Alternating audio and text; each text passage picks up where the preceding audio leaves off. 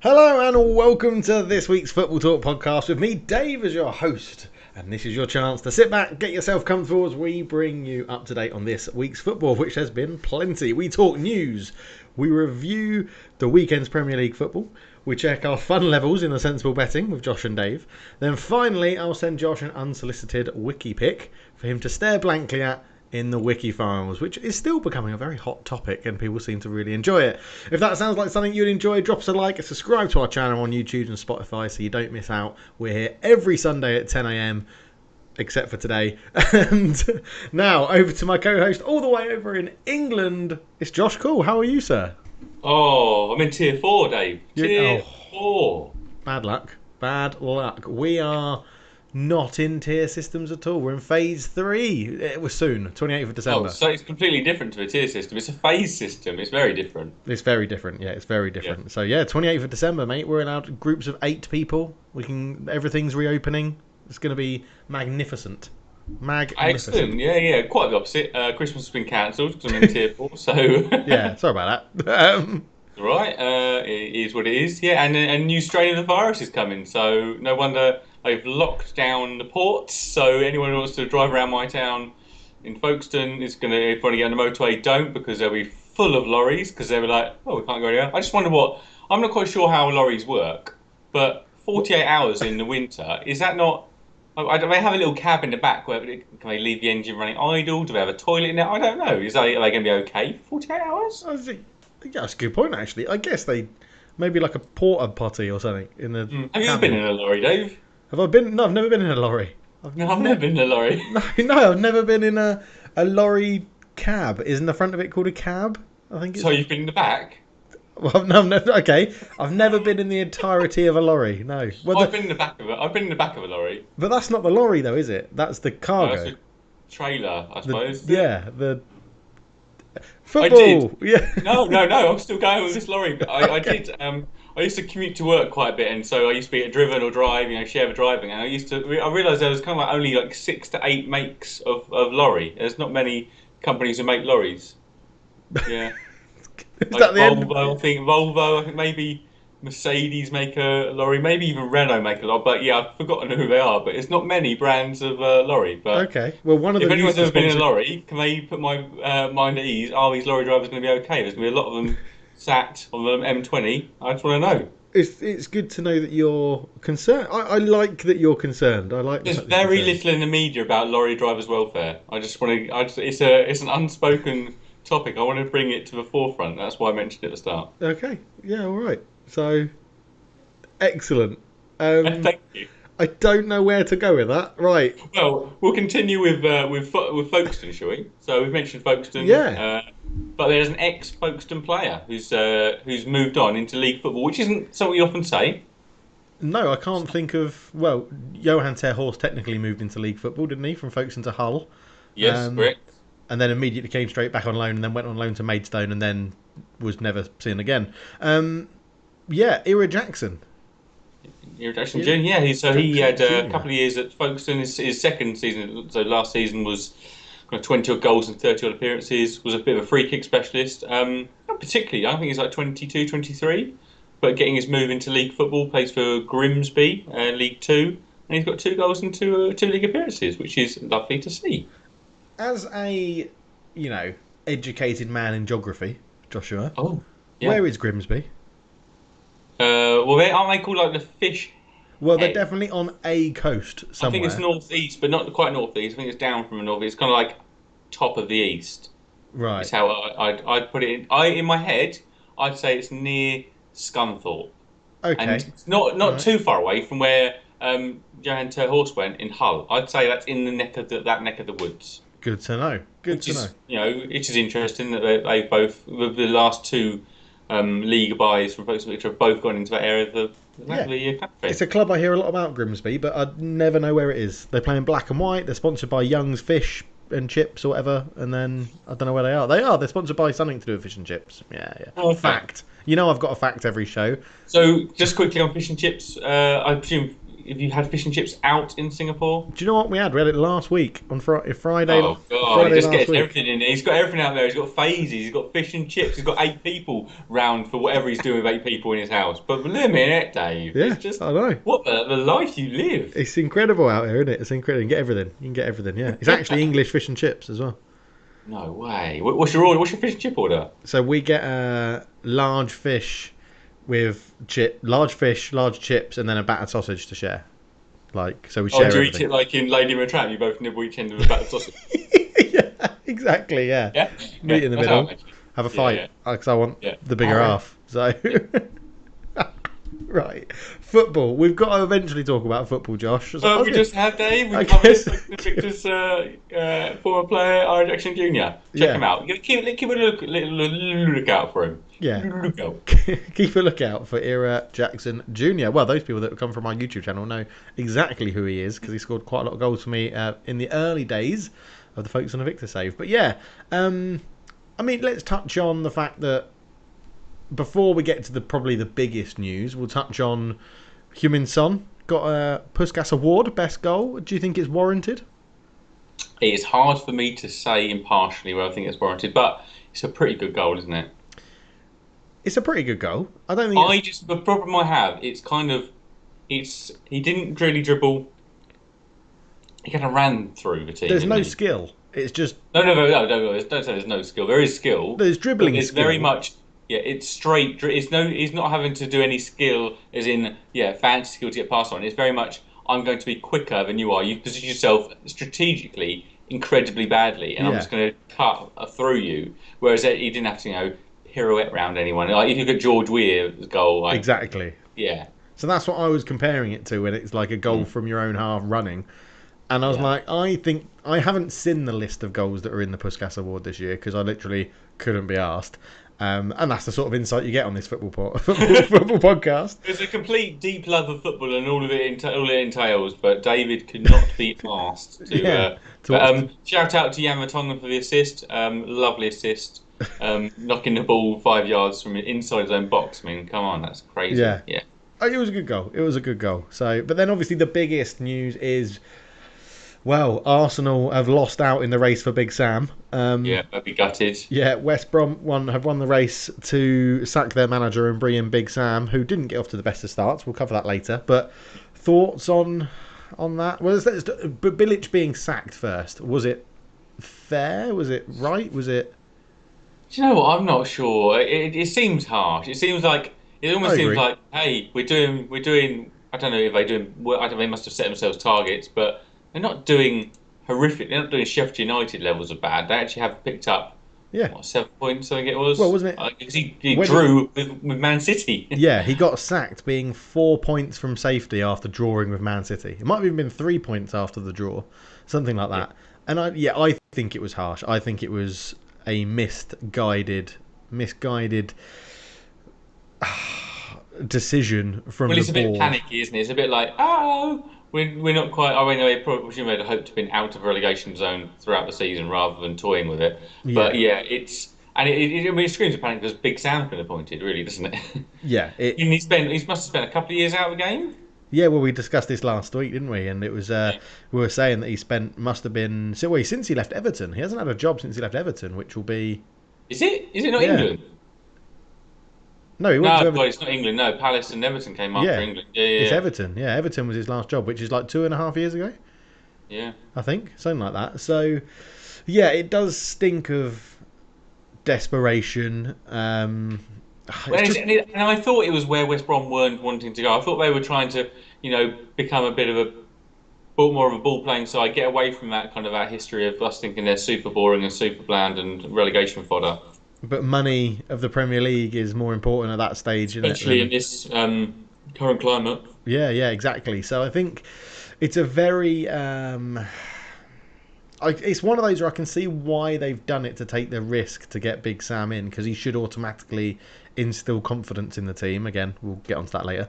But I think if Bilic had been backed more in the transfer market, then there was more reason to sack him because it's gone.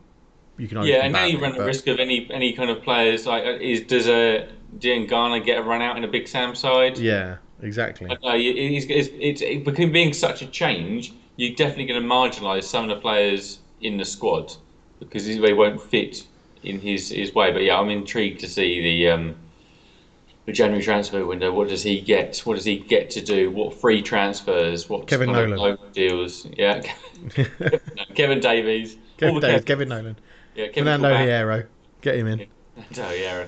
I mean, is there any other news that you want to touch on? Well, just quickly in Bundesliga, Moukoko got in his first league goal. Yeah, for Dortmund. Yeah, In just a loss. They've sacked their boss as well. That was weird, wasn't it? yeah, yeah.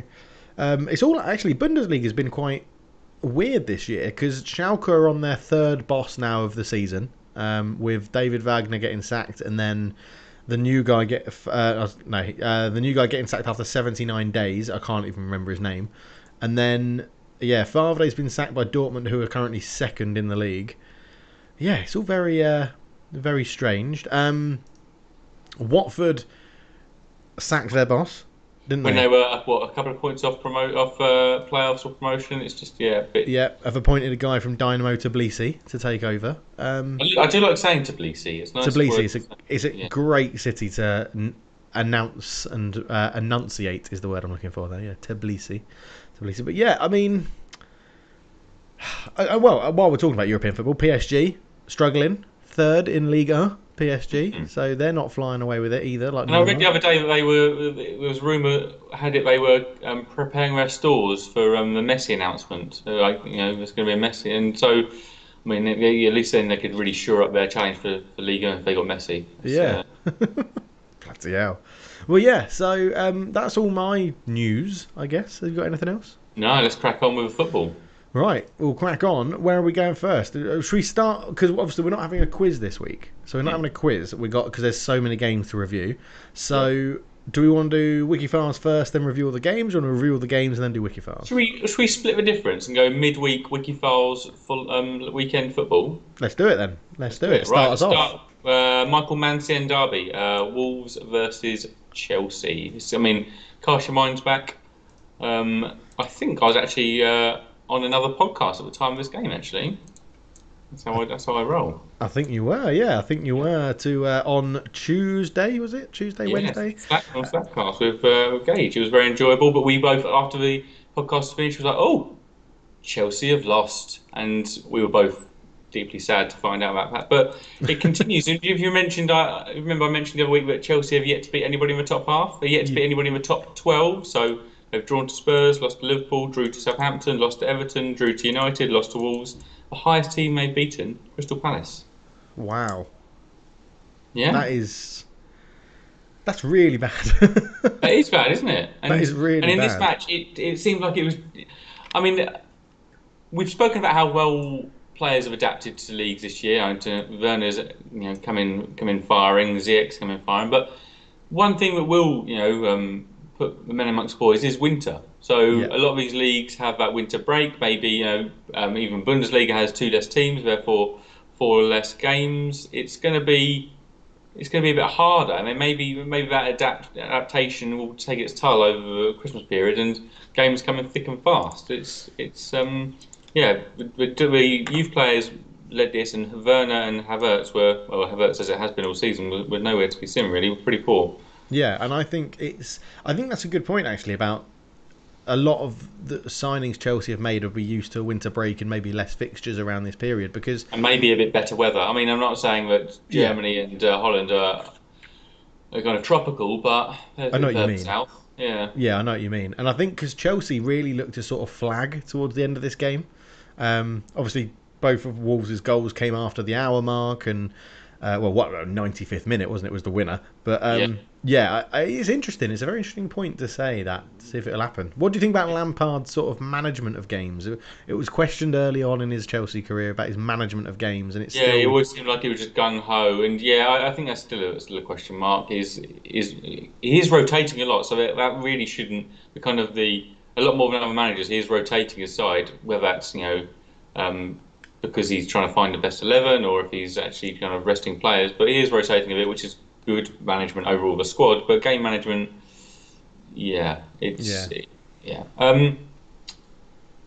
But Neto, I think is. I mean, we've spoken about Wolves as kind of lack of Jimenez. Neto Podence got some talent there. I mean, it's not neither a Jimenez replacements. They're more kind of Jota.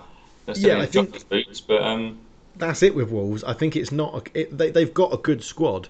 It's just how could they adapt to changing how they attack because they don't have the Jimenez figure. And if they yeah, change it and put one of Podence or Neto through the middle, move Adama Traore up back to the wing and play just three quick, pacey, nippy sort of forwards and play it into the channels, then they'll be okay. It's just see how if that they plays. can keep that going. So Okay. Well, let's keep the momentum going. Otherwise, we're going to get bogged down in yeah, Wolves Chelsea. So we'll go to Ishmael Miller, City versus West Brom. Village's last match. We mentioned it. Man, City need a Aguero back. They are so unclinical. yeah, they really. I can't disagree with you. I think they are. I think Aguero is their life and soul. We mentioned it last week to say every time I see Gabriel Jesus, he goes down in my ratings every time, Yeah. and to the point where I know I'm jumping ahead, but this week where they've just played, he wasn't even in the squad, and it was a niggle. Apparently, I don't know how Yeah, much I believe that, I'm but thinking Erling Haaland. That's what I'm thinking. I really can see them going down that route. I could see them throwing money at it. And Yeah, if you're throwing money at a striker and it's not Kylian Mbappe, then you go for Erling Haaland. So yeah. But yeah, it wasn't a bad result. I mean, Sam Johnson obviously had a cracking match. Again, he seems to be well up for his big matches. He's often the star of a show when it's a big match because obviously West Brom are conceding a lot of chances. But yeah, yeah, 26 shots, bless you. That's 7 shots on target. Kevin De Bruyne must think I would absolutely smash his assist record year after year if I had at least someone who could finish apart from Aguero. Could you? Could you see Haaland in a City shirt? He's, you know how we always talk about players in certain shirts. I can't see him in light blue. I can't see him. Well, I mean, it would make sense, wouldn't it? I've seen a Haaland in a City Yeah, shirt before. yeah. I guess. Yeah. I guess so. But Yeah. I mean, it just feels bad knowing this was Bilic's last game. Yeah, I Such a mean, good it result. wasn't great, was it? It wasn't. I mean, you're never going to set the world light against City, though, are you? One shot on No, target, 20 odd but percent possession, but one all. It's what I think it's more than it's a point more than you should expect away at City as if it yeah, was probably. yeah. And that had But, City at the time, wasn't it? City were in like sixth, seventh at that point. So mhm. it really didn't go well for them. So yeah, interesting. Yeah, as you're right, keep the momentum going. We've got a lot All to right, get let's through. go Yeah. to Theo Walcott, his derby, and he grabs a goal and he celebrates. That was quite nice to see. Yes, I quite liked seeing Theo Walcott score against Everton and celebrating. It was good fun. So Or scoring against Arsenal. Arsenal, sorry. Yeah, Yeah. sorry. Yeah. I would put this down to missed opportunity for Southampton Well, against yeah, the 10 way men, aren't Arsenal they? are playing. So Arsenal yet again getting man set off. Gabriel this time, like apoplectically dragged down Walcott and got his second yellow for it. I don't quite know what he was expecting. Um, but yeah, another sending off, and I would say Southampton will probably rue their I'd chances here. agree. Do you think Arsenal are? Do you think the players are playing for Arteta, or do you think it doesn't look like it? But It doesn't look like it, and I mean, I think we're past the point where he gets sacked now. I think that the sacking would have happened a couple of weeks ago now for Arteta. I think he's got the backing of, well, he's got the backing of Edu because if Edu sacks him, it's kind of like Edu, that was your kind of key decision here. You've tied yeah, Aubameyang to a long deal. You've signed Arteta. I mean, neither are coming up roses. So I think they probably had a little word together and going, let's back each other to the hilt. I mean, no one can sack us. yeah, Uh, okay. yeah, I just think they're going to plod on through. I mean, it can't keep going like this. It can't. Well, Bad results. There's something's got to give. that exactly. Yeah, that's the thing. And I was looking at some damning stats after. I think it was after this game because I don't know if it changed after their last game, but Willian has had one shot on target in 12 games. Yeah, that's Yeah, pretty I think bad.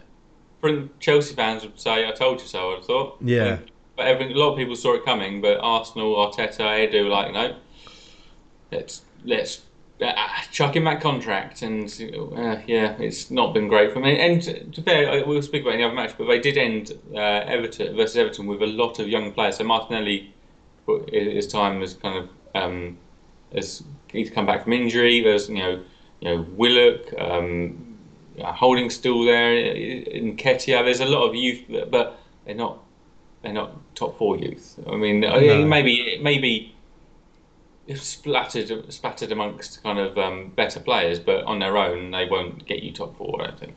I mean, if it's weird because it's sort of a situation that Man United fans are in not too long ago about moaning about manager and tactics and stuff like that. But when you see that the likes of Ancelotti has gone to Everton or went to Everton, do you not think that would have been a risk worth taking for a bigger club? I mean, it just makes Everton look. I just feel like there was so many clubs that had better pulling power than Everton to get Ancelotti, and look what he's doing. Yeah, I at agree. Everton. I'm not sure what Ancelotti would do. It's a long road to recovery for Arsenal. It's a long road. So, sorry, I missed a question in there just about Arsenal very quickly in the chat. Are Arsenal genuinely a relegation fighting team? I know people think they'll pick it up, but why necessarily would they definitely pick it up? Well, you'd think that the goals that Aubameyang has got in his previous seasons, I'd say he's deteriorating, it gets less, but I think there are goals in that side. I think like Arteta's not going to be stupid. He will tweak things, change things, and trying to find the right remedy. Obviously, that happens far too much sometimes when you're up against it. You change things constantly, but stop crossing the ball would be my number one list. Yeah. I just think they've got quality in that side. I mean, up front mainly with Aubameyang. I think if Aubameyang was to get injured, I would be deeply concerned. Okay. Well, you'd be loving it, wouldn't you, as a Spurs fan? Yeah. I suppose it would be. I mean, yeah, it would be nice. It would be a nice distraction for a Spurs fan if our form continues as well. Yeah. Do you think, again, as a Spurs fan, do you see Arsenal as one of those teams that are they probably should be in the Premier League because it's Arsenal and it makes it better? Yeah. I don't. I think. I mean, I probably would like to see them in the Championship, but I like the league to consist of sides that I associate with the Premier League. Yeah. I like that. I like Sunderland being in the Premier League because I associate them being a Premier League side. Okay. Yeah. Fair enough. Okay. Yeah. Moving on. Keep it rolling. Sides I associate with being a Premier League side. Leeds v Newcastle. Well, Leeds are just chaotic excitement, fun, madness, aren't they? That sums up Bielsa in a nutshell. It's just ridiculous. I mean, yeah, they can't defend, but attacking is fun. I mean, I got Pablo Hernandez back in and getting assists. We got Patrick Bamford still getting goals. Rafinha looks quite tidy and quite special, isn't it? But it was intense. It was just they leave everything on that pitch after a match, don't they? They do, but I still think it's to their detriment that is how they play, and they need to change that. And I think the game last night against United was a prime example. Newcastle were never going to threaten them going forward in a way that a lot of other clubs would. I think a lot of people knew that about Newcastle, and I think a lot of people would be surprised Newcastle scored 2. I mean, even that's a rarity for Newcastle these days. Steve Bruce isn't. Yeah, if Callum Wilson's not diving for a penalty, then well, yeah, exactly. Yeah. So a lot of headers in this match. It was a header fest. Yeah. So, yeah, I mean, but it's a tough. It's that same thing we've been talking about with Newcastle for a long time.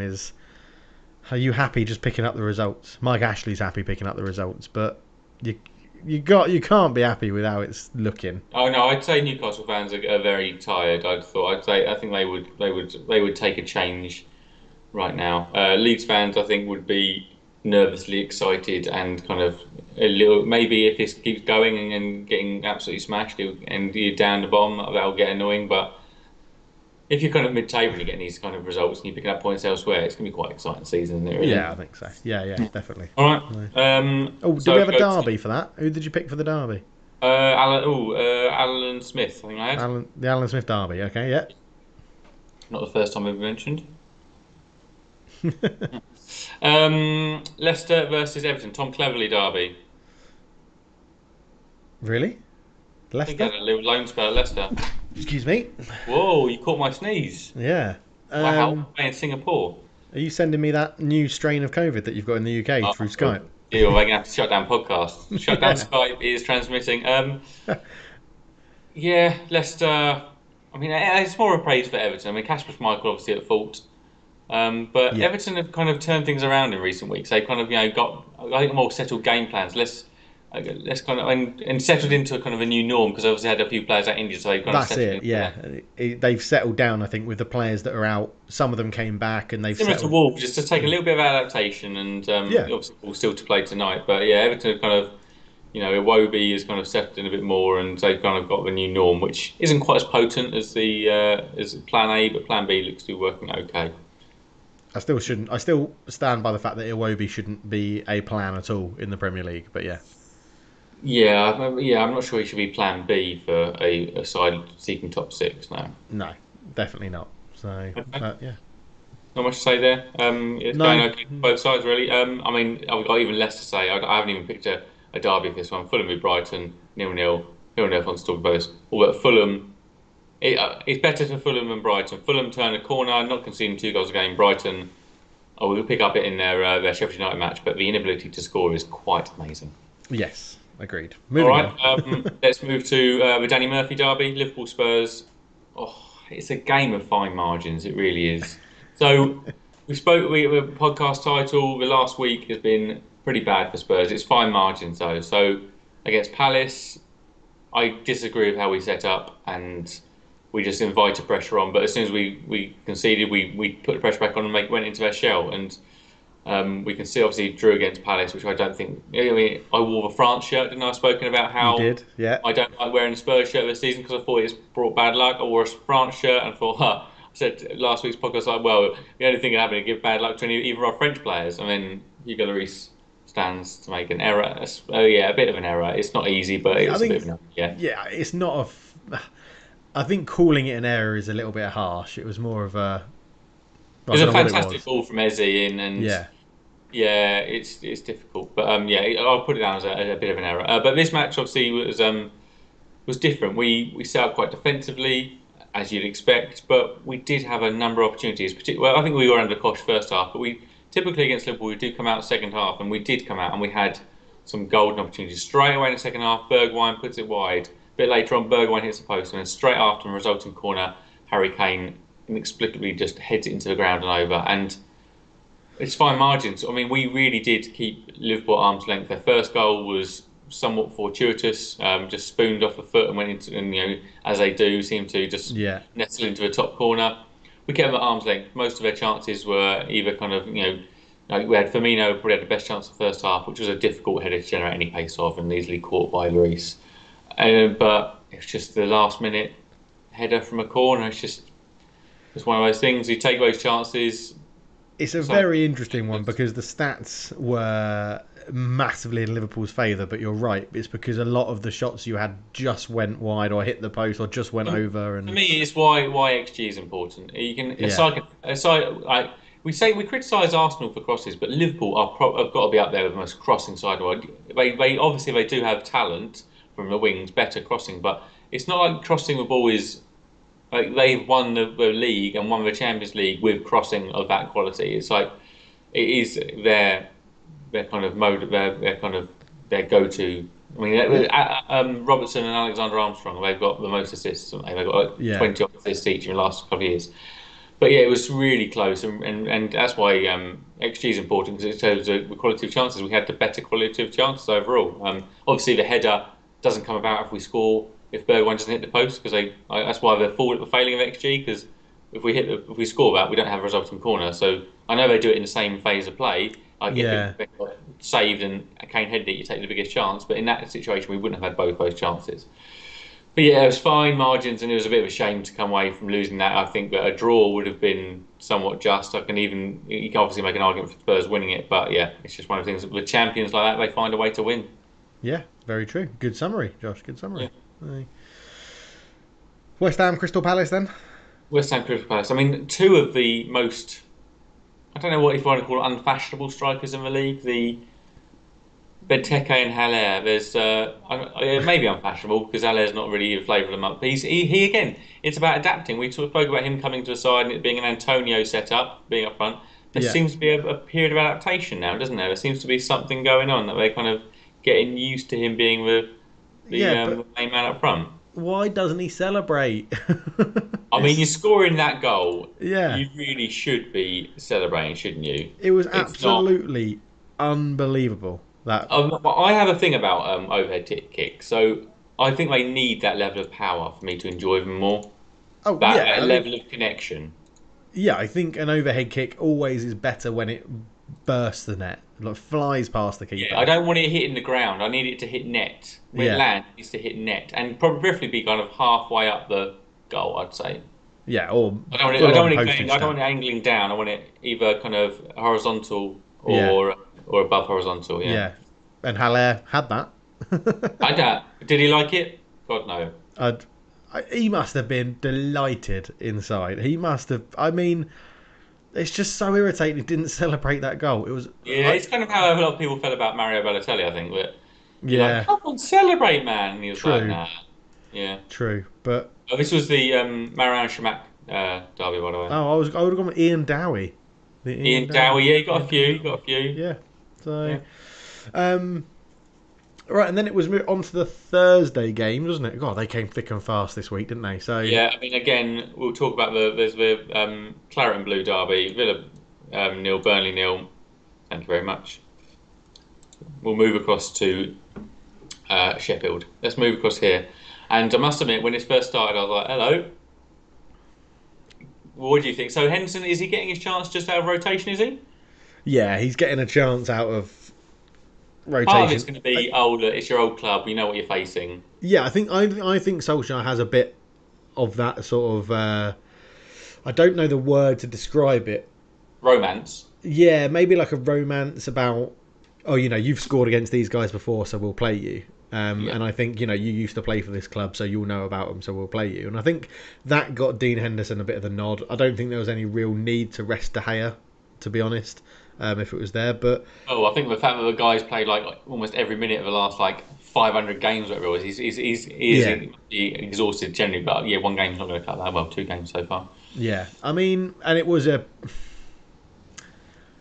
is his fault. It is Henderson's fault. It Like, is, yeah, yeah. Quite right, yeah. yeah, definitely is Henderson's fault. But why are we playing the ball out of the back every single goal kick, every short free kick, every time the keeper gets it, every time a defender gets it, it's back to the goalkeeper, drop back, try and play it into triangles to move it up the pitch. We can't do it. We've shown we can't do it because It does eventually seem it'll go to it Lindelof does who seem like boots there's it a out bit to of the a wing less. anyway. There's a bit of a there's less. No, we're just come accustomed to it. I'm less nervous now when play. I think because obviously you can be inside the box now as a defending player when the goal Yeah. kick's taken. It seems like they've not quite gone as rogue and as brave as they had done last year. But yeah, it does lead to lovely situations like this. I just don't. Yeah, I don't understand It's it. not one you see often, Dave. It's not a goal you see often. True. It's fun to see though. Yeah. Cheers. But it didn't matter anyway because we won. Did win and some lovely free flowing football there. Yeah, absolutely wonderful attacks going forward. It was good to link like Rashford, Martial, Bruno all linking up together again, looking amazing. Martial, Um, hey, yeah. Martial's coming back. Well, is he? We'll get onto him in the Leeds game. Oh, Yeah, I think Rashford looked incredibly sharp. Even Pogba looked good when he was there on the pitch, and some good passing, showed his strength. Like, turned up for a game, which was amazing. It was it's just a bit very like in nice. Sunday League and he's still in bed, hungover or something. Yeah, He's not turned up again. Oh. yeah. So, but it was good. I think we were pretty comfortable, even though it was 3-2. I know the late McGoldrick goal gave us a bit of a squeaky bum time, and Henderson made a good save at the end of the match as well. But I honestly think if it had been maybe De Gea in goal for United and Dean Henderson still at Sheffield United, I think it wouldn't have been 3-2. It may have been 2-1 or 1-1, or because Oh, Ramsdale is not very good. no, Like, he's good enough to and English enough to convince people he should be in the Premier League. A Premier League side kept faith in him for a season, and like, oh, okay, well, he made some good saves, but he also got relegated, and he's going to be one of those players who gets a double relegation. and I think that'll be the end of him as a Premier League player. Oh, first choice, yeah. Double, yeah, first Give choice. him 10 Sorry, years, he'll be at a top four club. Don't you worry. it'll be a Scott Carson. He'll Scott Carson his way into the top four. If Yeah, Scott Carson's retired by then, he might still be top four. still be Petr going. Cech's playing, isn't he? So Petr Cech's back. Checks proceeding to Spurs under 21s, whatever it is. Yeah. Yeah. But yeah, no, a very good win. A very nice win for it to happen. I mean, it's very annoying that McGoldrick scored 2 goals against us. That's never something to write home about. He's terrible. But yeah, it was good to see Martial back. Lindelof got an assist as well with a wonderful through pass to Rashford. Lindelof has got a good passing range, for sure, yeah. He has. He definitely has. I like Lindelof. So, yeah, lovely stuff. That's the midweekers done, isn't it? That's the midweek, so we're going to move to... I got a Wikifile for you.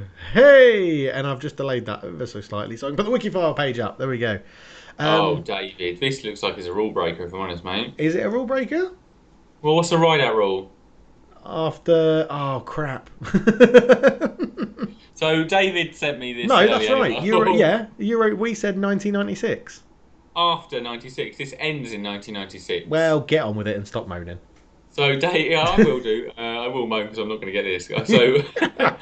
So, Dave sent me a thing like, "You're not going to get this." I was like, "Oh, is it broken any rules?" And he was like, "No." I'm like, "Well." So here we are. 1989. This player's professional career starts, and we're a year at Ranchers Bees, but no one quite knows how he achieved what he achieved there because we've got question mark and question mark.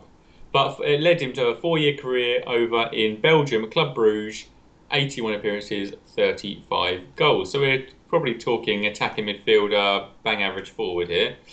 2 years in Everton, 94 to 96. So that would have finished before Euro 96. Euro 96 win in the summer. Okay, 43 appearances, 10 goals. That's so a couple of years there, but then he has 3 years at Besiktas. 77 appearances, 19 goals. Then we have 3 years after that, he seems to semi-retire after Besiktas in 99. 3 years later, he joins Colorado Rapids for what can only presume is just to parade around the pitch because he appears no times, no appearances, no league goals, maybe a cup competition or something. And then 3 years after that, whether he's had a much fuller career, but people haven't kept track of it. But 3 years after that, in 2005, at Nasarawa United, he bookends his career with a couple more question marks. What I love about that is that someone's been so intent to get his whole career in Wikipedia, but then has gone, actually, I don't know. I think he played there. So it reminds me of my only interaction with the police. Our birthday party, our 18th birthday party, where it all got a little bit tasty and police were called. Yeah. And the police were like, "Whose party was this?" It was like, and we were looking for a statement. And they go, yeah. So I was like, yes. I was drunk at this time. I was like, yes, it's my party. Okay. I'll give a statement. What did you see, sir? Absolutely nothing. Absolutely nothing. Thank you for your time. Oh, good times. Good times. Okay, so I am going to need nationality here because otherwise I'm leaning towards African because I don't know, just the name Ranchers Bees it just makes me think maybe African. And then you get in your kind of work permit through Belgium and then I don't know, Nasarawa United maybe again Africa. Am I anywhere near close, Dave? You are. Nigerian. Oh. Okay. International stats are 44 appearances for Nigeria over 9 years with 13 goals. Oh, have you got a position? Did you nail a position down? You were sort of flirting with attacking midfielder. Yeah, that's what I'm kind of flirting with, yeah? Nah, striker. Yeah. So, I mean, immediately I'd think, but it can't be. It would be, didn't Efe Nkoku play for... No, that was Norwich. Didn't he not play for Everton as well? But obviously he would have, I knew he played for Norwich. Yeah. But, so Nigerian. He, due to his World Cup performances for Nigeria, he came third in the African Football of the Year award 3 times. On 3 separate occasions, he came third. Oh, I should get this. He is very well known for his speed, technique, physical strength. He earned the nickname Black Bull and Black Train. Oh, no, I've got nothing in my head, and I just know it's got to be in there because, I mean, I have knowledge of his time. This is I know you've broken the rider rule, but I feel like I wouldn't have seen him play, obviously, but I feel like I should still know him. Shall I give you a hint that might get it for you? Yeah, go on. Oh, actually, the clue features Paul Rideout, funnily enough. There you go. He went on to win the FA Cup. He broke the rules. He's got Rideout in his clue, right? Yeah. He went on to win the FA Cup with Everton, scoring 2 goals in the semi-final against Tottenham Hotspur. after substituting himself into the match while Rideout was receiving treatment? Manager Joe Royle had instructed him to only warm up with the possibility of coming on, and he just walked on. No. What's his initials, Dave? That's my last hurrah. D.A.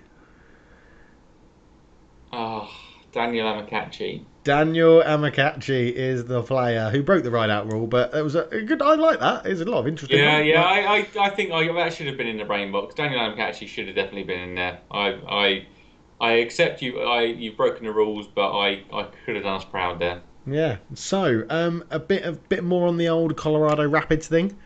Yeah. So after leaving Besiktas in 1999, his playing career more or less ended. He signed with 1860 Munich, your Munich team, your favourite only Munich won team. 1860. The contract was cancelled because he failed a medical test. In turn, he was then rejected by Tranmere Rovers because of the same reason, failing a medical test. He trained with French second division side Créteil, but the deal was hampered because of his injuries.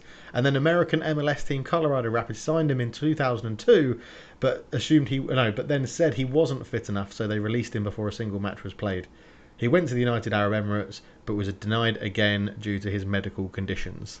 Oh man, that is persistence. That is. He has been rejected so many times there. Yeah, and he doesn't have a personal section. Hang on, no, he might do actually. Is it right at the bottom? Personal life. That isn't interesting. So both his sons are in the Besiktas Youth Academy. That's not that interesting. Okay. But managerial career. So he managed Nasawara United after playing for them with question marks. Yeah. Then he became Nigeria assistant manager. He left them to manage Iniebi. Then he went back to Nigeria as assistant manager. Then he became Nigeria manager. And then he left them for Ifeanyi Uba. And he is now... No, then he managed JS Hercules up until 2017. Who are a Finnish second division team. So it's not gone brilliantly for him. He does not mind moving around. He does not mind moving around, yeah. Not mind moving around at all. He's left his kids in Besiktas childcare. And he's just going around the world. Exactly. Get him into the football system soon enough, and I can just float around the world, finding whichever club will take me if I don't mind my injury history. Exactly. So there you go, Daniel Amokachi. Sorry for breaking the rules. So, yeah, let's go. Let's go to weekend football then. Yeah, the midweek football. Well, take us away with the derby games, Joshua. Christian Benteke derby. Right. I spoke earlier about how Palace gave up a really good account of themselves against Spurs. They were really on it, just real well-drilled machine, and it's just took the piss here, basically. Now, I want to say this about Crystal Palace in this game. Crystal Palace didn't play badly. Are you kidding me? The errors they had, we're just messing stuff up. They just literally were not on it. Gary Gray was at fault for everything. The first 25 minutes, it could have been 1-1, 2-2. They had chances, they created chances, they just couldn't put the ball in the back of the net. And I just think then it was a confidence thing because Liverpool steamrolled them. And there's no way Liverpool. I don't think Liverpool deserved to be 3-0 up at half time. No way. No. So I don't think they deserve to win 7-0. It's just one of those time after time after time, and especially when you're facing Liverpool and you know that you bring a Salah and you're like, what the hell do I have to do? And I know Spurs drew 1-1, and I disagree with how they approach the game, and it's very much that Liverpool instill fear inside because of their potency, but Spurs are choosing not to do that. They're choosing to sit back, whereas I don't think Mourinho appreciates how scared opposing defenders would be of a full tilt Kane, Son, whoever going at them, rather than sitting back and leaving it for the counter. Yeah. Whereas Liverpool go, you know what, maybe it's ever since the old 5 subs got rejected, Klopp's like kind of Liam Neeson and Taken, I will find you and I will score lots past you. Yeah. I mean, to sum it up for Liverpool, 8 shots on target, 7 goals. So it was. I mean, there's fortune in it, but fortune favours the brave. They went for it, and it was nice to see Firmino with a smile back on his face scoring. There's some lovely touches, some lovely control in this match with the goals. Like Minamino's nice touch, and Mane's little flick for his finish as well. It's a lot of nice touches here. I mean, I don't know if you watched the game, but it was incredibly difficult in the first kind of half hour to see who's who. With the low sun and the kids, it was just clashing all over, or merging, blending all over the place. It was a nightmare. Yeah. No, I did watch it actually, annoyingly. Yeah. All right. So, it would have been an okay week for Palace with a couple of draws, but then this one got very much out of hand. And I think maybe Benteke was missed a little bit. He was suspended, I think so. Yeah, I think Benteke was missed a little bit. So, what was your favourite goal of the game? Henderson's maybe. Yeah, Henderson's. I think Henderson's or Salah probably for me. So Like, Henderson, who somehow managed to come second in the Sports Personality of the Year. oh, It's get like, out. yeah, just because you're English and you're captain doesn't mean you're the best player. He was a good player and a very good side, but I don't agree with him being second there. That's kind of yeah. I mean, Ronnie O'Sullivan gets overlooked. I mean, as much as I don't agree with snooker being a sport, Ronnie O'Sullivan's a generational talent. Yeah, agreed. Hence, it's not. Okay, we'll move on to Southampton City, the Uwe Rosler derby, and Nice. I mean, City are just a different beast now, aren't they? They're a defensive beast. 7 clean sheets out of the last 8. I mean, whether it's because Pep's recognised that he's not going to get the goals because of Aguero being out and he doesn't have the faith in them to score goals, and he's gone, we're shutting this down and winning ugly. Or do we think the attacking verb's out the side with the players they've missed? I think it's the attacking verve is out of the side. I think people are learning how to stop them, and that's what they'll work on in all. Like I imagine in a training session when you know your next game is Man City. Now it is full out defend the wings, don't let them get to the byline and cross the ball back, and go and close down Kevin De Bruyne. Yeah, which they managed to do against. Was it against West Brom? They did that. I can't remember which goal it was. It was either this game. No, it was this game. Their goal against Southampton. Yeah, get that kind of cutback goal, wasn't it? Yeah. Yeah. And I think that's what you would do because I think every team in the league would probably take a 0-0 against Man City. And I think if you cut them out from scoring, then you would say, well, we'll take our chances on the counter attack to try and get a goal. And that's what. And to be fair to Man United, when we played them, that's what we did. We just cut out their supply. They probably should have won the game, but we cut out their supply and we took a 0-0 and we were happy with it.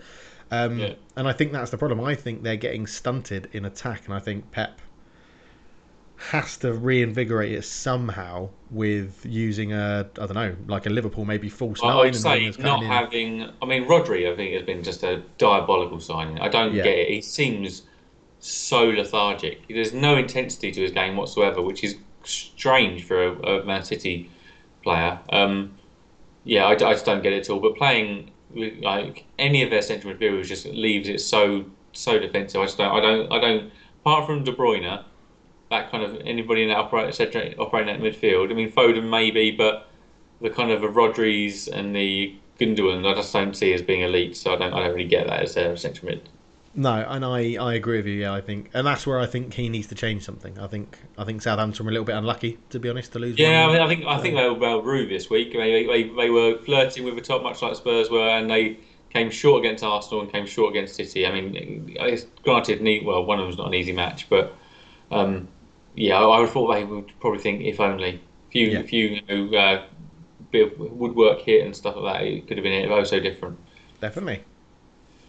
All right, let's go on to we've mentioned him earlier, the Iwobi derby. Everton beat Arsenal, and hey, Arsenal scored. They didn't get someone sent off. No, and Pepe scored a penalty, but he scored. They are crap though, aren't they? They look awful, Arsenal. They look. It's getting to the point that Rwanda are actually embarrassed to be associated with them. It's just I don't know what.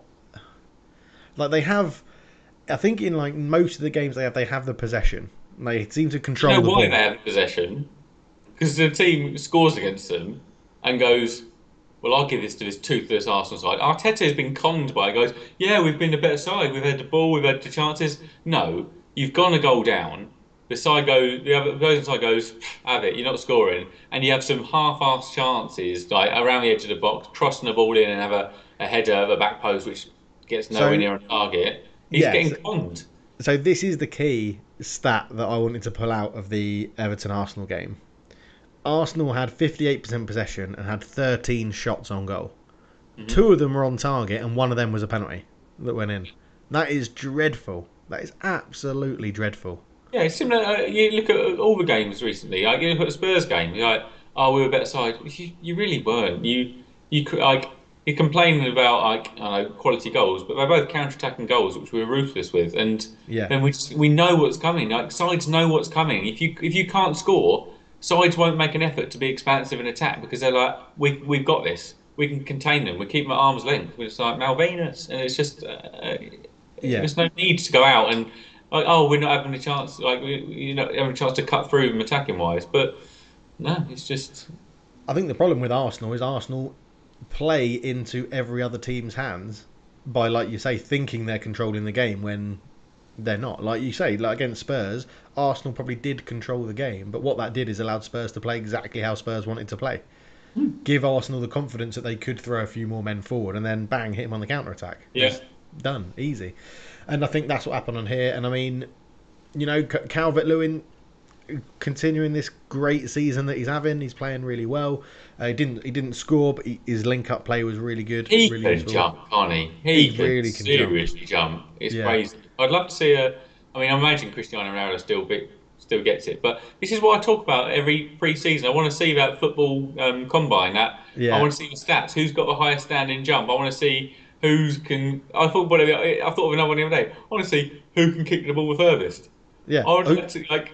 Who can kick it the fastest? I want to who can kick it the hardest and the fastest. Yeah. Yeah, I was thinking more of like how you get goalkeepers obviously can kick the ball quite far, but there'll be players who've got a really pathetic shot on them. I'd love to see that. I want to know these things, and I would say Yeah. therefore it answer the question is can Dominic Calvert-Lewin jump the highest? Because You want especially a worldwide football I combine, want it don't to you? be a standard for all football clubs to at least standard tests, say 10 tests for their players in pre-season, be published, and you got I don't know however many attempts it'd be published, and everybody has that as an online, and then that would one make football games super accurate as well. Yeah.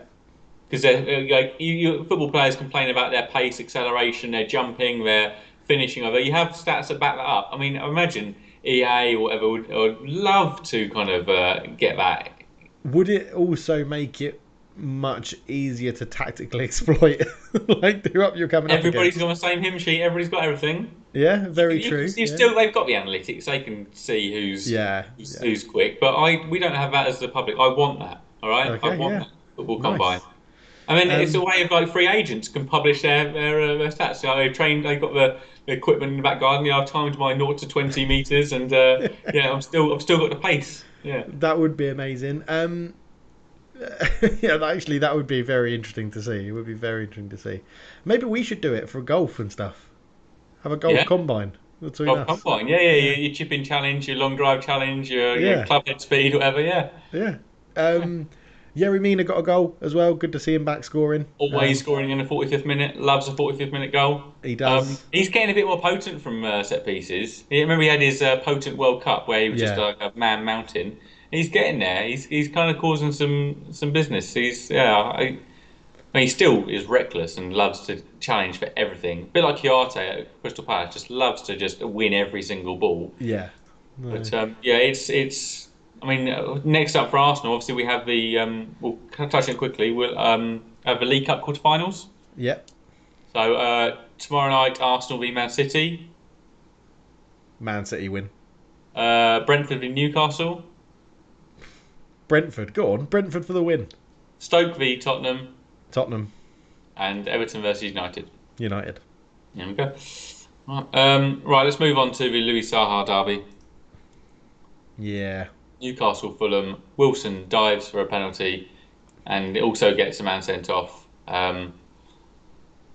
But it has turned around. Fulham have a little better again. They're not conceding as many. It's all about a sliding scale, isn't it? Concede and score more, concede less, score less. It's Yeah. But Steve Bruce getting a draw against 10 men via a dodgy penalty. I bet Newcastle fans just wishing someone else would be a manager. Yeah. I think whatever happens at the end of this year, end of this season, I think he'll be sacked, gone. You reckon? Yeah, I think so. I think time will tick, and there'll be another manager somewhere who they could bring in, or and maybe an up and comer from the Championship, or someone like an Eddie Howe, things like that could come in and but to Mike Ashley, that would probably be quite a good. Can link up with Wilson and Fraser. So did you Yeah. think this? What did you think about this? The penalty goal? Did you think it was? He's tugging him for sure, but then he just, as soon as it ends, Wilson's like, "Oh, it's ended. I'm in the box." Flop. Yeah, it's one of those that I thought VAR would have gone. That's just it's a free kick. Like the shirt pull was outside the area. Done. Leave it at that. Like Okay, Unfortunately, I think if the contact continues into the box, they can kind of take it wherever they want. I think. yeah, but well, it's like you said, it sort of ended, and he just went, "Oh no, I'll go down." Yeah, okay. Yeah. I I don't really like Callum Wilson. Ever since I I think do ever like since him as a striker. ever since he reacted his reaction to scoring at Spurs and knowing he got a real dodgy goal, I have no time for him whatsoever. And he's done okay, but Newcastle scored his penalties and scored some goals. Scoring a dodgy goal? You mean like when Harry Kane flicked it with the top of his hair to claim a goal from Christian Eriksen? Oh, that was still a goal, but his dodgy goal against Spurs was the lack of a penalty or lack of, but it was just ridiculous, wasn't it? He got pushed Yeah. and handball. Yeah. Okay. Yeah, But I don't like Callum Wilson. I'm less fond of. I used to be fond of Newcastle. I'm fond of some like St Maximin, but I think they're still struggling after COVID in the camp. yeah, I think they are. Yeah. So I mean, the penalty, the whole thing with the penalty stuff is that referees do make mistakes. We know that they're human, but that's the whole point of VAR is to Going overturn to the them. screen and then I think it was the same guy in the Brighton who managed refereed the Brighton Spurs match where he went to check the screen and somehow saw that Højbjerg didn't declare that foul where he absolutely got scissored Yeah. and yeah. So I'm not. I Well, think he just. I it wouldn't surprise me. I think there should be a camera on him when he's looking at the screen. I think he's got his eyes shut. When he's just going, just yeah, I'm at the screen, guys. Yeah, yeah, I've seen it. Thank you. And then he walks away having no idea what he's watched. bloody hell. But yeah. Right. Let's move on to another 10-man performance. And has a 10-man side been beaten yet this week? In this round, this week, 2 weeks. Seems like there's a lot of 10 men getting results here. Yeah, that's very true actually. Yeah. So Brighton getting a draw of 10-man Sheffield United. Sheffield United have been the big winners in this round. These matches, they've doubled their points tally. Go them. Yeah. As I said earlier, this whole thing has summed up Brighton. It's just I have no attacking threat. Mopé's header at the end there. It's like Yeah. I don't know what you're needing there. I can understand he's probably wanting to generate a bit of power because people on the line, but at least get it on target. He is. I think in Neil Maupay somewhere there is a good striker. There is a goal scorer. It's just that it's so inconsistent.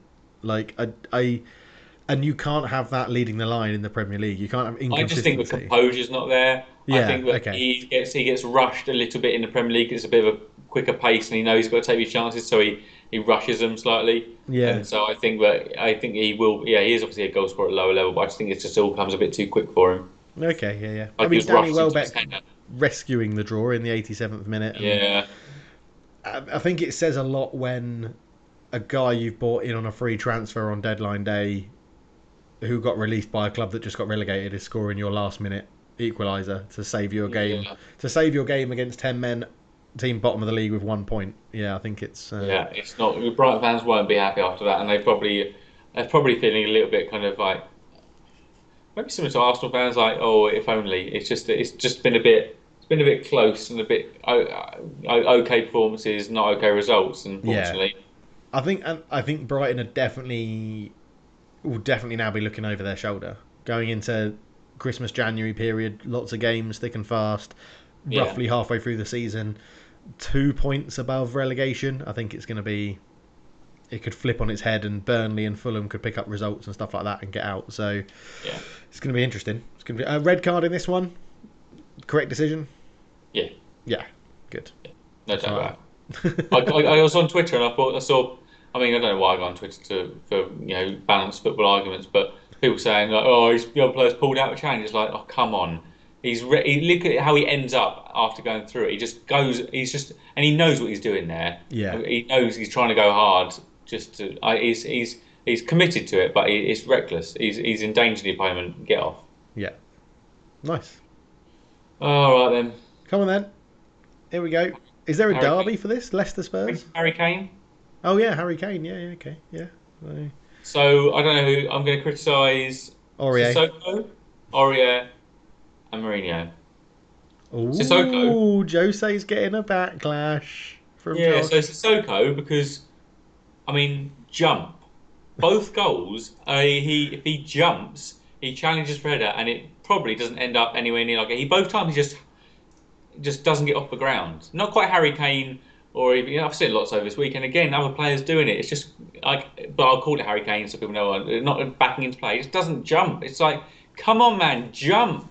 But there's no excuse for Aurier just ploughing through the back of Was it Fafana? I think it was. It was just. Yeah. As soon as I saw it, I was like, "How was a referee not giving that? Just waiting for the penalty to be given." It was just. Yeah. It's a player that we'd hoped that had been the attributes from Oreo would hope to be been washed off and cleaned off, but that is in my mind that's not like attributes. I think that's just that's football intelligence, and he's just thinking, I've made this decision and I'm not going to change my mind, and I'm going to go and try and get that ball, even though I've probably got a very slim chance. Well, he had no chance of getting that ball. No chance, nothing. Stupid. And sometimes maybe he thinks he's in a really busy box and it won't be noticed. But just. And what I tweeted is it's one of those gutting ones where you're at the furthest point from the goal in the box. The player's heading out of the box and doesn't have the ball under control. And it's like, to then that be a penalty is so gutting, because when a player's through on goal and it's like you're stopping, preventing a kind of dead cert goal, you're like, okay, we might save this. There's never a chance being created there. It's just gone from like 0.01 xg to 0.8 xg straight away. The chance has just been infinitely increased. It's gutting. But okay, we're going 1-0 down. Now, what I can't, and there's a bit of unluckiness here. So we take off Tango and Ndombele. And Ndombele and Lo Celso haven't really done much that first half. We take off Ndombele. He had been ill. He missed the Liverpool. Maybe the Liverpool game through illness? No, I think he missed the Palace game through illness, was back on the bench for Liverpool and started here but only played half match, just taken off. I was like, that's not great. And you bring on Gareth Bale, who is I'm verging on committing what level of the game that is being past it. But you take off someone who can create something from midfield to someone who can create something maybe off the wing or a little bit near the box, but not through, maybe from a cross or a kind of maybe a close through ball or something, but a great shot. A piece of magic. Yeah. But it's not going to be linking the play, which nobody does. Okay, so right, we're left with Lo Celso being our creative outlet. 2-3 minutes into the half, gets injured. Hamstring, Hamstring gone. We don't bring a midfielder on, we bring Lucas on. We're now left with 4 up top, which is kind of like if you're chasing 2-0 down in the last 5 minutes. Not if you're 1-0 down at home with 40 minutes left. And then, obviously, Sissoko doesn't jump again, and Vardy gets up above him, and Toby Alderweireld puts it into his own goal. Okay. We then take Aurier off and bring Harry Winks on. And I can't help but think that says a little dig at Aurier for making a mistake. Yeah. And bring Winks on when he doesn't... But your game's not getting repaired at that point. It's just... It was poor... really poor substitutions from Mourinho. Poor decision from... Aurier, and poor jumping from Sissoko, and we got what we deserved. It was just so pathetic performance. And if there's any doubt, if Mourinho had an A team and a reserve team, not a rotation team, he would have rotated more over this period. You'll see the B team probably play against Stoke and scramble through or something like that. But the B team has played in the Europa League. This team has played Premier League. It's not, but you've had games every few days. You'd have thought he'd rotated more. Matt Doherty's not got a look in. Ben Davies did get a look in midweek, Reguilon, but Vinicius has not got a look in. It's just Vinicius. Sorry, it was really, really hard to take yesterday because it was just pathetic. It looked awful. Like from a neutral watching a Mourinho. No, it didn't have to be Spurs. It was a neutral watching a Mourinho team. So thinking how normally well drilled they are and how tight it is at the back, and then it looked like Leicester had Mourinho, so to speak. And but as soon as they've got a goal up and we've taken out and we've had to go for the game, and you've got Jamie Vardy up there on the pitch. I think I said to you, I think it was 1-0 down, and we just lost for Celso, and then was like, we're not coming back into this. Can't see it.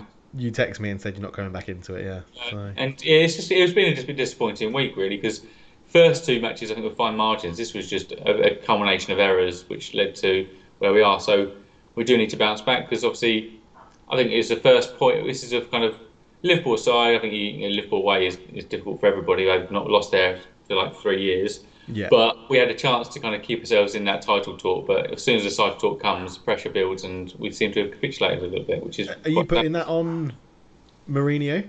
As in, like, obviously this podcast is titled as Mourinho bottling the title, and I think. Well, you've got to look at it as a run of all the games. It's been a real hard slog, this run of games. We obviously played kind of City, Liverpool, Arsenal, Chelsea, and then Palace and Leicester. And they're the games that Mourinho normally excels in, and will get the draws, will nick a win.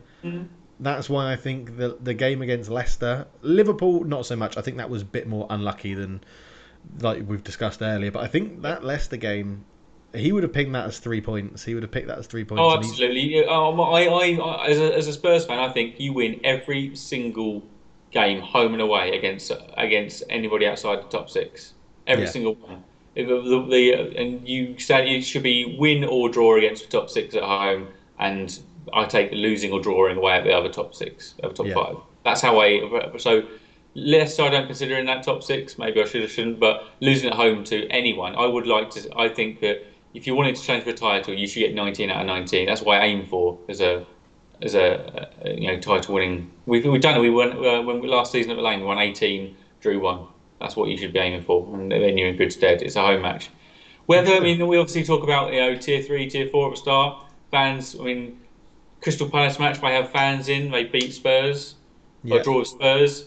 Liverpool fans in. They beat Spurs.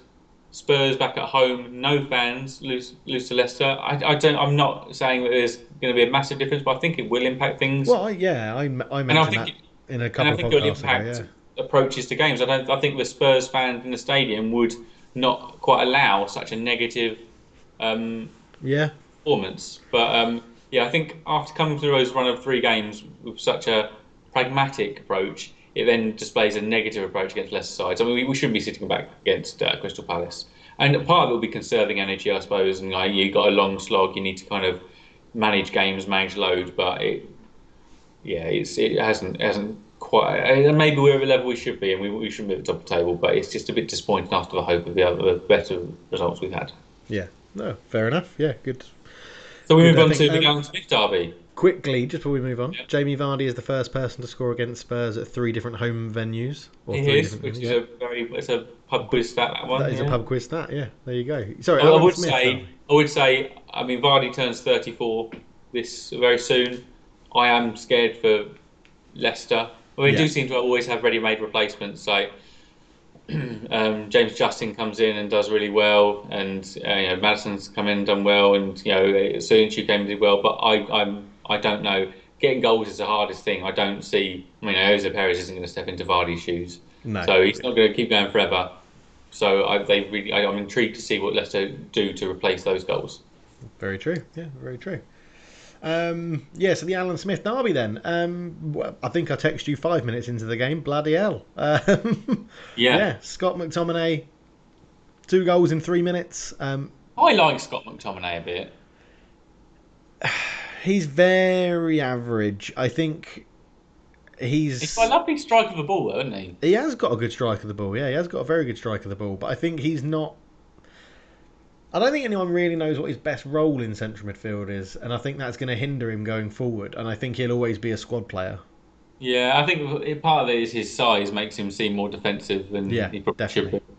Yeah, but a lovely start to the game, incredible stuff. Great hit for his first goal on the right foot. Lovely little touch and finish on the left foot for his second goal. That touch was a real nice touch, actually. But again, it was a strange lineup that was picked. Dan James came back in, and that again, Solskjaer being a romantic to say, we nicked you. Almost moved to Leeds. Yeah, we nicked you from Leeds and under their noses, and now you're going cause havoc. And his pace did cause havoc. I wouldn't say he did a lot, but he got pretty lucky for his goal, I'd say.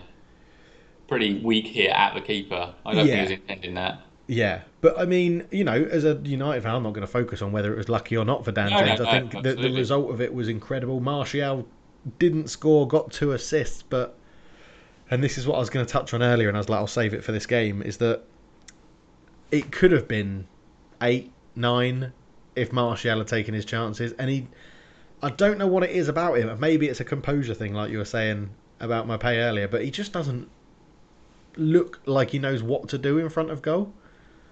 And it's really strange, because I was at his debut when he came on against Liverpool, put Skirtle down on his arse with going around with a lovely bit of skill and just slotted it past Mignolet in goal. I think it might have been Karius, but I think it was Mignolet. And you were like, this is a natural finisher. He can do everything in this boy, and it's the money we've paid, it doesn't matter, it's going to be brilliant. But I think the more and more I see him, he's not clinical. He's not a natural Oh, he's goal definitely scorer. not clinical. No, And he needs to be. If he's going to lead the line for us, he needs to be. I'd put him in a similar league to Jermaine Defoe. Jermaine Defoe, people think he was super clinical, but he never scored the little tap-ins. He always roofed it in, or like kind of he scored such great goals, and he scored a lot of goals, but not nowhere near kind of like I don't think he ever got. Did he ever get 20 in a season? He scored. He was good at finding corners, I think, and but from that mid range, that close range, he never Yeah. really got those ugly goals that much. No, his No. positioning was poor for that. But I mean, I'm nitpicking. We've won 6-2 against a big rival. It's a great thing. Oh, you Lindelof call him a big rival, are you? Leeds Man United's always been a rivalry. Yeah, it's always Yeah, been I a don't big know whether it's rivalry been in dampened terms over of the years. It's become a medium derby. Yeah. yeah. Bruno Fernandes getting a couple of goals again. Lindelof getting a header, a lovely not header, sorry, a lovely side-footed finish at the back post. Leeds from set pieces are dreadful defending set pieces, so I'm glad we actually took advantage of that. Yeah, Dan James came back in and did well. Still managed to score two against you. I mean, that's the problem. The defence is our big issue, and I think Harry Maguire is a big part of that. And I would like to see Maguire dropped for a while just to see how we did, because it's not going to get too much worse. If you put Bailly and Lindelof next to each other, I don't think it's going to be too much worse than Maguire and Lindelof. And I still think next summer we'll buy a centre back. I think we'll buy a centre back, and it'll be Add to the another. hordes of centre backs you have. Yeah, it'll be our fourth signing of a centre back in 4 years or something stupid. It's ridiculous how many we sign them and get them wrong, or just different managers appreciate different sort of players. But the only reason Maguire isn't getting dropped is because we paid 80 million for him and made him club captain, and that is the only thing keeping him in the team. Yeah, so very annoying. I think I've said it. I'm not sure I've said it earlier, but you blow the hottest of the hot and the coldest of the cold. I've never quite known it. Like you can tear teams apart, but also look like you have no ideas whatsoever. I don't quite understand it. Who's to blame? I mean, that if you're going on that, it's probably the management and the coaching. But it seems to be that when it's a team that we should probably beat or is a big game, and I don't know. No, let me rephrase that. If it's a team that we should beat who are also going to attack us, we can exploit their weaknesses really well, i.e. Leeds. And then you look at someone like maybe a Spurs going forward, or an Arsenal or Liverpool or something like that. I would trust the management and the coaching staff we have at the moment in those games to make something happen, because they would exploit a weakness that they found. It's when you're coming up against a team that won't do that. They will just sit back and they will try and maybe like a Leicester, I guess. So they'll sit on the back, they'll try and just launch it long to a striker, and they'll hit him when we've sent loads of people up. Maguire will have a brain fart and they'll score, and we'll lose 1-0 because we can't break him down. But and it's just that's what makes it so frustrating, because it is so hot and cold with United. So what do we think, man? The next three matches we've got away at Leicester. Leicester are more of a foot. I'd feel Leicester more as if you were playing them at home.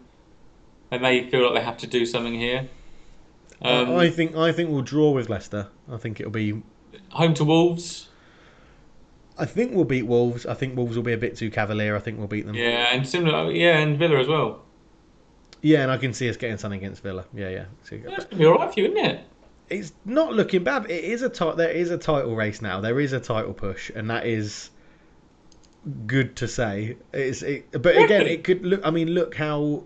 For example, look at Spurs. I'm saying we're in a title race because we've got a game in hand. If we don't win that, I just think you blow too hot and cold. Yeah, and I agree. But if we win that game in hand, 2 points behind Liverpool, 14 games played. Yeah, when you're away at Liverpool on the 17th of Jan. Yeah, and then if we get a draw or nick a win there, which is it's a big ask, but it's doable. Yeah, and then obviously your season would capitulate from there on in. That's how it goes, Dave. Yeah, probably, and then we'd probably capitulate in the league and win the Europa League or something stupid. But yeah, because then you'd be away at Fulham, Sheffield United, Arsenal against the three relegation battling sides. Yeah, I mean the key thing for me is that we've scored the second most in the league behind Liverpool this year, but our goal difference is like +7. It's ridiculous. Liverpool's goal difference is +18, 19 or something. Tottenham's goal difference is double figures, like plus double figures, and that's the problem. Is that we will score goals, but defensively we're shocking, and De Gea can't bail us out anymore. All right. Well, let's go on to the last match then. The West Brom Villa. Big Sam is in. He's in, and he's not doing well. No, and it's a red card from Livermore. He gets frustrated and lashes out. It doesn't help him, but it was all Villa before that, and it was all Villa after that. It's quite easy for Villa, really. I think, yeah, it was easy for Villa, and Villa finally scored a penalty. They've missed numerous back-to-back. Yeah, it was El Ghazi again on penalty duty, wasn't it? So he's got it. I think you touched on it before with West Brom, is that it's such a change in style to go from Bilic to. I'm not saying Bilic played free-flowing Liverpool-esque football, but I don't think West Brom are going to settle in with Big Sam. Well, yeah, so he's gone into clubs, hasn't he? So Big Sam, when he went to Sunderland, settled them down really quickly into that defensive, pragmatic style, getting the ball forward up to a big striker and wingers around him. I can't see that happening with West Brom. I just can't see them settling into that style so quickly that it will turn it around and make it favourable to Big Sam. But yeah. But Grealish running the show again. Well, maybe look a little bit flaggy, but he was involved with all the good Not moments. running it enough because he didn't get my bet in, did he? The knobhead Grealish. Oh. So.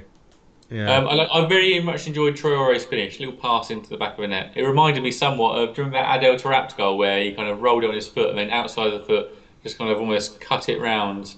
Remember that goal? It was like an outside of the boot pass, wasn't it, really? Yeah, that one was. Yeah, this was again like a kind of pass into the far corner, the keeper's left looking stupid. Yeah. 3-0 Villa. And Villa picking up results. They're going to be it's going to be a safe season for them. It's going to be maybe an exciting little cup run, maybe, or something. A bit of excitement for them. But it's been scoring goals plenty. Concern for Villa in terms of the injuries, if they get an injury. Yeah. Like to Grealish or Ollie Watkins.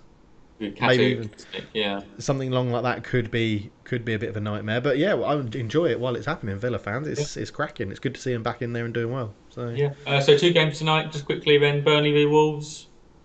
Wolves won. I don't know actually. I'm thinking Burnley to get something out of this match. Yeah, I think they could because.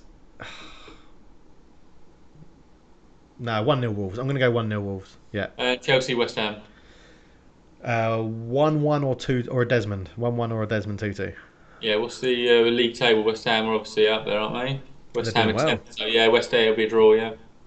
So yeah. Very, very interesting. Well, that brings us pretty much to the end, Josh, unless you've got any AOB. No, I'd say the losers overall with this kind of run have been probably Spurs and Arsenal, and the winners have been probably Everton, Liverpool and United, I'd say. I would, I'd probably agree with that. So, well, on that very philosophical ending there from Josh about winners and losers, which I think we should add into become a weekly thing. I enjoy that. It does bring us to the end of this week's podcast. So thank you very much for listening. For those people who are live on YouTube, thank you for your questions that you put in there. It was really good. If you want to get hold of us before next week's show, you can find us on Twitter at Football Talk. But remember, there's no in football. There's no in football. So thank you for listening. We'll see you next week. But for now, we're out. Cheers.